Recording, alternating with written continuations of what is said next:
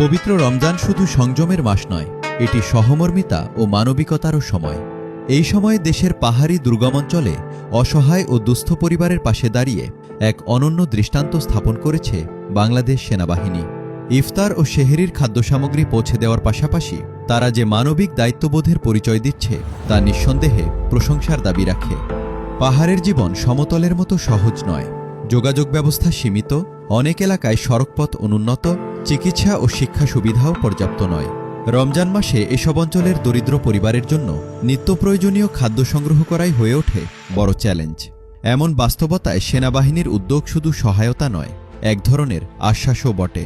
বিভিন্ন সেনা ক্যাম্প থেকে দায়িত্বপ্রাপ্ত সেনা সদস্যরা নিজ উদ্যোগে কিংবা সমন্বিত কর্মসূচির মাধ্যমে চাল, ডাল, তেল, খেজুর, চিনি ও অন্যান্য প্রয়োজনীয় খাদ্যসামগ্রী বিতরণ করছেন।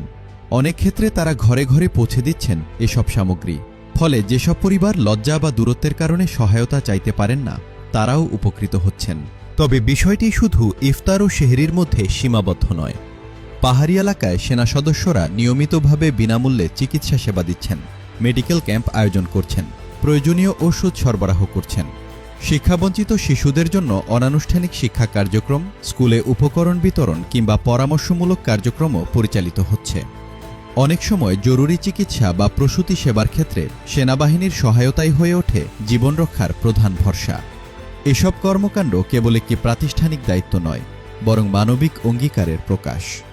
পাহাড়ি জনগোষ্ঠীর সঙ্গে আস্থা ও পারস্পরিক সম্পর্ক গড়ে তোলার ক্ষেত্রেও এই উদ্যোগগুলো গুরুত্বপূর্ণ ভূমিকা রাখছে।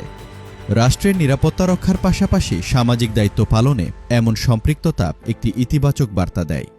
রমজানের শিক্ষা হল ত্যাগ, সংযম এবং অন্যের কষ্ট বোঝার মানসিকতা। দুর্গম পাহাড়ে বসবাসকারী অসহায় মানুষের মুখে হাসি ফোটাতে যে সহমর্মিতার হাত বাড়ানো হয়েছে, তা সেই শিক্ষারই বাস্তব প্রয়োগ। রাষ্ট্রের বিভিন্ন প্রতিষ্ঠানের মতো সেনাবাহিনীর এমন সামাজিক সম্পৃক্ততা আমাদের মনে করিয়ে দেয় দুর্যোগ, সংকট কিংবা পবিত্র মাস। যে সময় হোক না কেন, মানুষের পাশে দাঁড়ানোই সবচেয়ে বড় শক্তি, আর সেই শক্তির নামই মানবিকতা।